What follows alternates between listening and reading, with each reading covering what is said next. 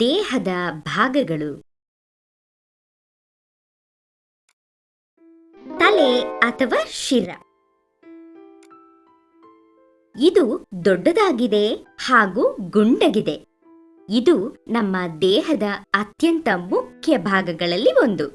ತಲೆ ಇಲ್ಲದಿದ್ದರೆ ನಾವು ಸತ್ತಂತೆಯೇ, ಏಕೆಂದರೆ ಅದಿಲ್ಲದೆ ನಾವು ನೋಡಲಾಗುವುದಿಲ್ಲ, ಕೇಳಿಸಿಕೊಳ್ಳಲು ಆಗುವುದಿಲ್ಲ, ರುಚಿ ನೋಡಲಾಗದು, ಮಾತನಾಡಲು ಆಗದು. ಆದ್ದರಿಂದ ನಮಗೆ ತಲೆ ಇರಲೇಬೇಕು. ಕಿವಿ.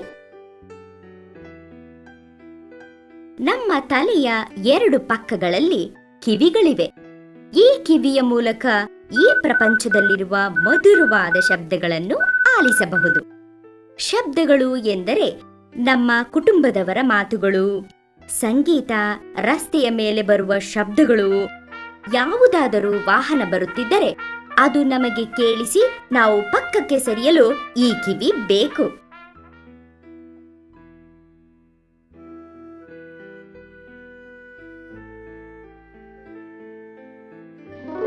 ಕಣ್ಣು. ಈ ಕಣ್ಣುಗಳನ್ನು ಗಮನಿಸಿದಿರಾ? ಎಷ್ಟು ಮುದ್ದಾಗಿ ಸುಂದರವಾಗಿವೆ ಅಲ್ಲವೇ? ಈ 2 ಕಣ್ಣುಗಳಿಂದ ನಾವು ನಮ್ಮ ಸುತ್ತಲಿನ ಜಗತ್ತಿನ ಸುಂದರ ದೃಶ್ಯಗಳನ್ನು ನೋಡಬಹುದು.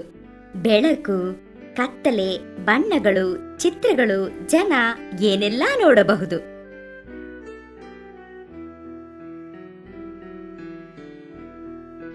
ಮೂಗು. ಇಲ್ಲಿ ಮುಖದಿಂದ ಹೊರಗೆ ಚಾಚಿಕೊಂಡಿರುವ ಭಾಗ ಕಾಣುತ್ತಿದೆ ಅಲ್ಲವೇ?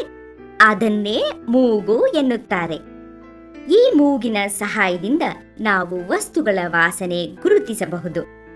ಉದಾಹರಣೆಗೆ, ನಾವು ತಿನ್ನುವ ಆಹಾರ, ಹೂವುಗಳ ಸುವಾಸನೆ, ಅವುಗಳ ಜೊತೆಗೆ ಅಷ್ಟು ಹಿತಕರವಲ್ಲದ ದುರ್ವಾಸನೆ. ಅದೇ ನಾವು ಮಲವಿಸರ್ಜನೆ ಮಾಡಿದಾಗ ಅಥವಾ ಬಟ್ಟೆಗಳನ್ನು ಕೊಳಕು ಮಾಡಿಕೊಂಡಾಗ.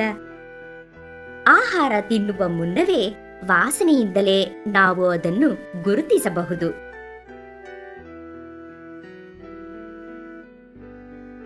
ಬಾಯಿ. ಲಾ ಲಾ ಲಾ. ಇದೇ ನಮ್ಮ ಬಾಯಿ. ಇದರ ಸಹಾಯದಿಂದ ನಾವು ಮಾತನಾಡಬಹುದು, ಹಾಡು ಹೇಳಬಹುದು ಮತ್ತು ಎಲ್ಲಕ್ಕಿಂತ ಮುಖ್ಯವಾಗಿ ಆಹಾರ ತಿನ್ನಬಹುದು.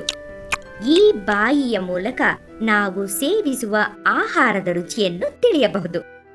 ಆಹಾರವನ್ನು ಜಗಿದು ಸಣ್ಣ ತುಂಡುಗಳಾಗಿ ಮಾಡಿ ನುಂಗಲು ಸುಲಭವಾಗುವಂತೆ ಮಾಡುವುದು ಈ ಬಾಯಿ.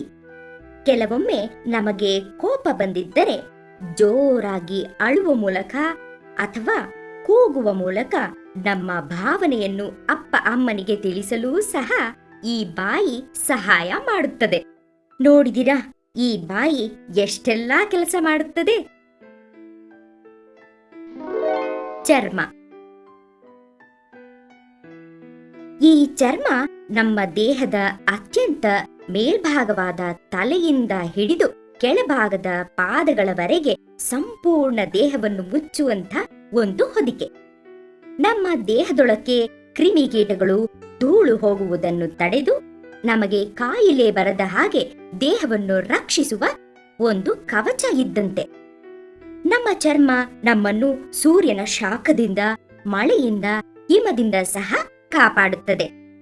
ಬೇರೆ ಬೇರೆ ದೇಶದ ಪ್ರದೇಶದ ಜನರಿಗೆ ಬೇರೆ ಬೇರೆ ಬಣ್ಣದ ಚರ್ಮ ಇರುತ್ತದೆ.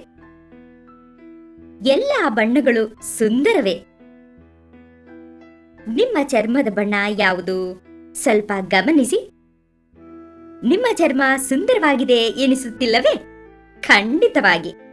ಪ್ರಪಂಚದ ಎಲ್ಲಾ ಜನರಿಗೂ ಒಂದೇ ರೀತಿಯ ಬಣ್ಣದ ಚರ್ಮ ಇದ್ದರೆ ಹೇಗಿರುತ್ತದೆ ಊಹಿಸಿಕೊಳ್ಳಿ.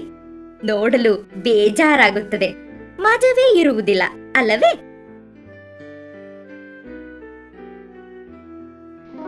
ಕೂದಲು. ನಮ್ಮ ತಲೆಯ ಮೇಲಿರುವ ತುಪ್ಪಳವನ್ನು ಕೂದಲು ಎನ್ನುತ್ತಾರೆ. ಚರ್ಮದ ಹಾಗೆ ಕೂದಲು ಸಹ ವಿವಿಧ ಬಣ್ಣಗಳಲ್ಲಿರುತ್ತವೆ. ಕಪ್ಪು, ಕಂದು, ಗೌರವರ್ಣ, ಕೆಂಪು, ಬಿಳಿ ಮುಂತಾದವು. ನಿಮ್ಮ ಕೂದಲಿನ ಬಣ್ಣ ಯಾವುದು? ಕೆಲವರಿಗೆ ನೆಟ್ಟಗಿರುವ ಕೂದಲುಗಳಿರುತ್ತವೆ. ಕೆಲವರ ಕೂದಲು ಅಲೆ ಅಲೆಯಾಗಿರುತ್ತವೆ ಮತ್ತು ಇನ್ನೂ ಕೆಲವರದು ಗುಂಗುರಾಗಿರುತ್ತದೆ. ನಿಮ್ಮ ಕೂದಲು ಯಾವ ರೀತಿಯದು? ನಮ್ಮ ಕೂದಲು ನಮ್ಮ ತಲೆಯನ್ನು ಸೂರ್ಯನ ಶಾಖದಿಂದ ಹಾಗೂ ಮೆತ್ತಗೆ ಬೀಳುವ ಏಟುಗಳಿಂದ ರಕ್ಷಿಸುತ್ತದೆ.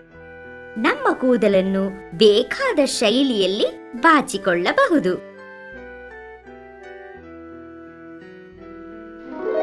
ದೇಹ. ಇದನ್ನೇ ನಾವು ದೇಹ ಎನ್ನುವುದು. ಇದಕ್ಕೆ ನಮ್ಮ ತಲೆ, ಕೈಗಳು ಹಾಗೂ ಕಾಲುಗಳು ಜೋಡಣೆಯಾಗಿರುತ್ತವೆ. ಈ ಭಾಗದೊಳಗೆ ಅನೇಕ ಭಾಗಗಳಿವೆ. ಈ ದೇಹದ ಕಾರಣ ನಾವು ಬದುಕುತ್ತೇವೆ ಹಾಗೂ ಬೆಳೆಯುತ್ತೇವೆ. ನಾವು ಉಸಿರಾಡುವ ಗಾಳಿ, ಕುಡಿಯುವ ನೀರು ಹಾಗೂ ತಿನ್ನುವ ಆಹಾರಗಳಿಂದ ನಮ್ಮ ದೇಹ ಶಕ್ತಿಯನ್ನು ಪಡೆದುಕೊಳ್ಳುತ್ತದೆ.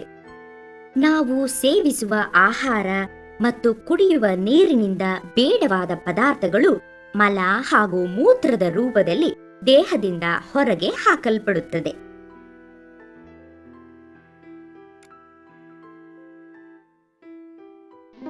ಎದೆ.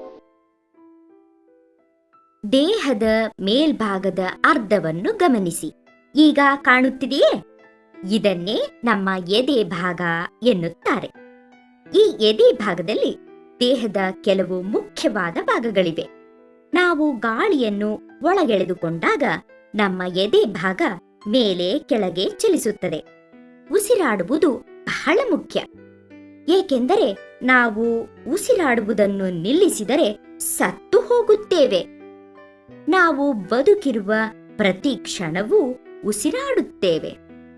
ನೀವು ಉಸಿರಾಡುವಾಗ ಎದೆ ಹೇಗೆ ಮೇಲೆ ಕೆಳಗೆ ಚಲಿಸುತ್ತದೆ ಗಮನಿಸಿ. ಈಗ ಇಬ್ಬರು ಒಟ್ಟಿಗೆ ಉಸಿರಾಡೋಣ.